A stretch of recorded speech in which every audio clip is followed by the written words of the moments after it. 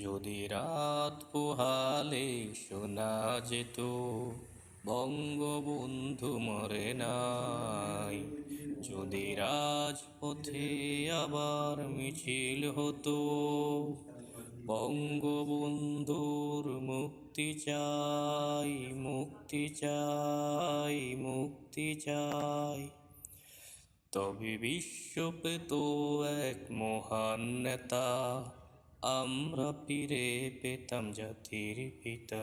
তবে বিশ্ব পেত এক মহান নেতা, আমরা ফিরে পেতাম জাতির পিতা।